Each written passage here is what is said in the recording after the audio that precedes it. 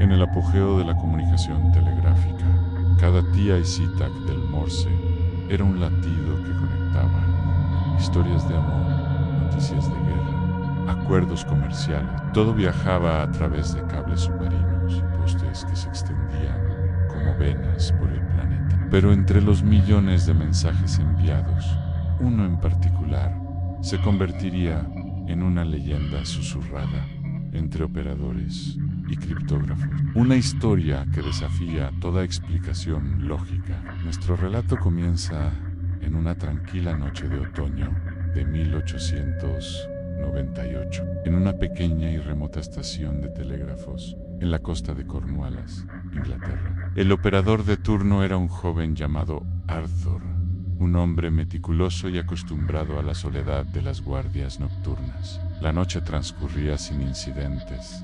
Solo el silbido del viento y el murmullo constante del mar rompían el silencio. De repente, el receptor cobró vida. No era el ritmo familiar y ordenado de un mensaje comercial o personal. Era un pulso errático, casi frenético, como si la mano al otro lado del cable temblara de pánico o de frío. Arthur, con la ceja arqueada por la curiosidad, ajustó sus auriculares y comenzó a transcribir. Letra por letra, el mensaje tomaba forma en su bloc de notas. Pero lo que apareció no tenía sentido. Era una secuencia caótica de caracteres y números, sin estructura aparente. ZQJ7XPK3 WR parecía una broma de mal gusto, quizás un nuevo operador probando el equipo. Sin embargo, algo en la insistencia y la extraña cadencia del mensaje le heló la sangre. Siguió llegando durante casi 10 minutos. Una corriente ininterrumpida de galimatías codificado antes de detenerse tan abruptamente como había comenzado. Arthur revisó los registros. El origen del telegrama era desconcertante. La señal provenía de una línea transatlántica que se suponía fuera de servicio. Una que había pertenecido a un barco de vapor llamado el Titán del Norte, desaparecido en el Atlántico hacía más de un año sin dejar rastro. La compañía lo había dado por perdido, junto con toda su tripulación.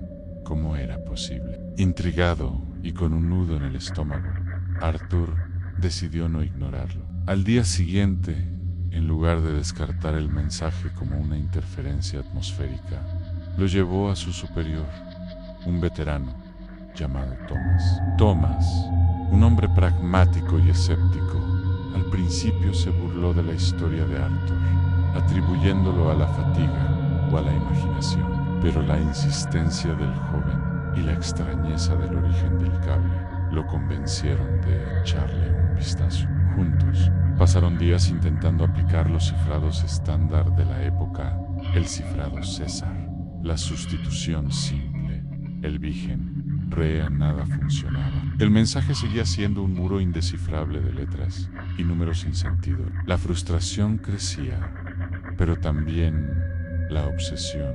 Aquel galimatías se había convertido en un desafío personal. La historia podría haber terminado ahí, como una simple anécdota de oficina. Pero una semana después, el mismo mensaje llegó de nuevo.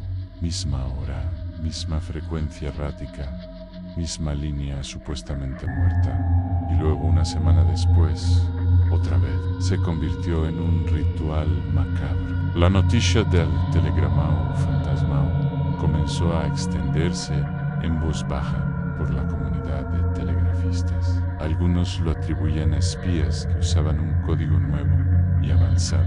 Otros, más supersticiosos, hablaban de un mensaje del más allá, un grito de auxilio de los marineros perdidos del Titán del Norte. La historia llegó a oídos de la inteligencia naval británica, que, en una época de crecientes tensiones globales, no podía permitirse ignorar una posible comunicación secreta. Enviaron a uno de sus mejores criptoanalistas, un profesor de lingüística de Cambridge llamado Alistair Finch.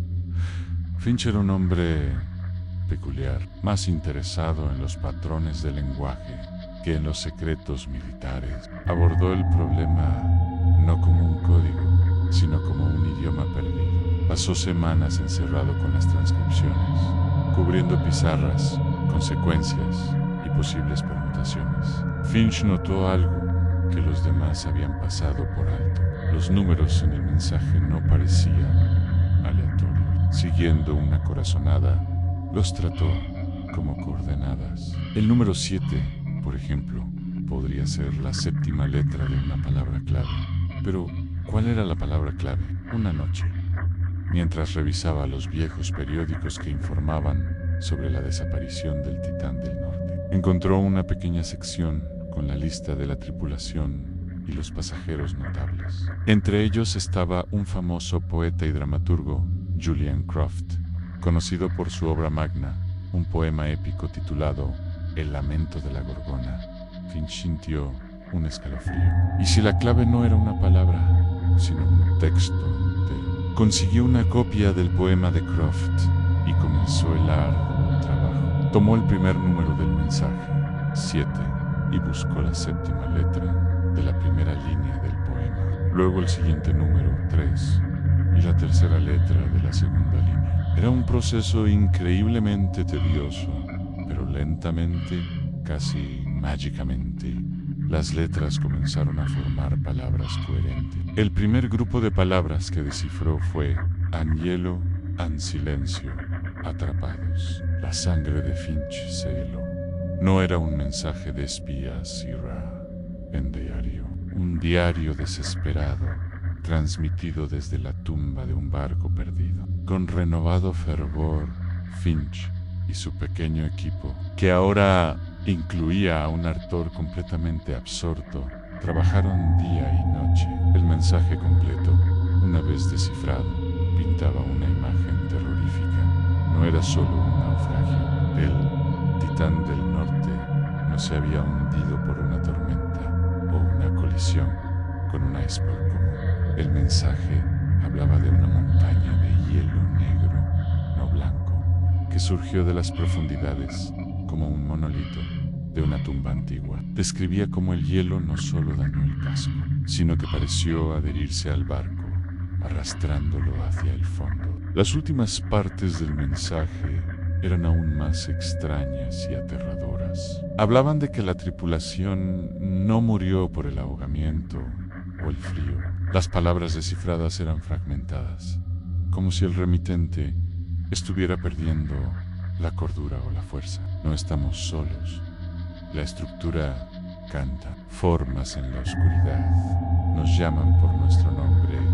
No es muerte, es cambio. El último fragmento era simplemente una palabra repetida una y otra vez, ande bajo. El informe de Finch fue recibido con incredulidad y fue clasificado de inmediato por el almirantazgo. La historia era demasiado fantástica, demasiado perturbadora para el público. Un iceberg inteligente, entidades submarinas. Sonaba como el delirio de un hombre moribundo. La explicación oficial fue que el mensaje era un engaño elaborado, aunque nunca pudieron explicar cómo se transmitió por un cable roto desde el fondo del océano, semana tras semana. Arthur, el joven operador, nunca volvió a ser el mismo. Dejó su puesto poco después, atormentado por las noches, escuchando en cada crujido del viento el eco de aquel mensaje fantasmal. Alistair Finch